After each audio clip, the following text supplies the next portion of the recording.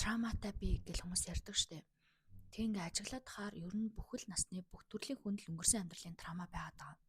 Энэ травма гэдээ яриад байгаа зүйл эмчлэх ёстой, идэх ёстой мэн гэдгийг бол бид нэр ойлгочихсон. Гэтэл эмчилж идэх замдаа хүмүүс айгуу төөрөлдөөд эмх замбрааг нь буруу олоод идэг юм шиг надад санагддаг. Тэгэхээр эмх замбраа гэдэг зүйлд нь хүний бие өөрөө 3 төрлийн биетэй байгаа байхгүй юу? Тархин бие, махан бие, сүнсэн бие гэд таныг амьдрахад чиглүүлэхэд тусалж байгаа 3 төрлийн бие байгаа.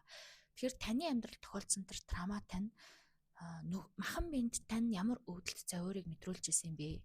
Сүнсэн биед чинь ямар айдас, ямар сэтгэл зүйн гэмтлийг өгсөн бэ? Тархин бие буюу бодлын биеийг тань ямар шийдвэр, ямар бодлуудыг бохирдуулсан бэ гэдгийг оншилж тогтоогоод энэ 3 дээр эмх цэгцтэй ажиллаж чадвал та илүү гүнээсээ өөрийгөө эмчилж чадаад байна гэж би хараад байгаа. Тийм учраас ямар нэгэн травматай бие гэж ойлгож байгаа бол тэр зүйл таны 3 зүйлд чинь нэвчээд байгаа байхгүй юу?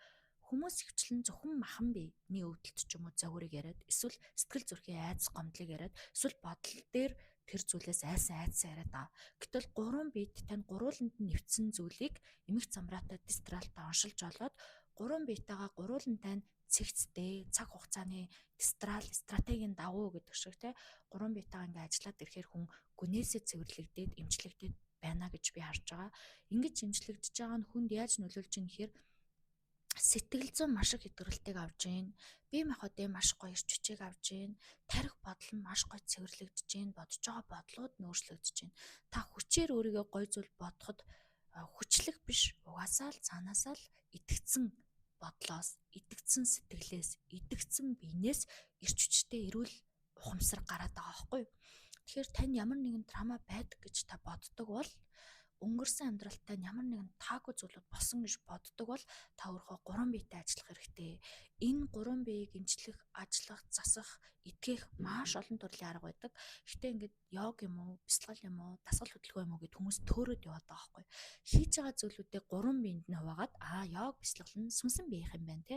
Бодол, майнд нь тархин биеийнх юм байна.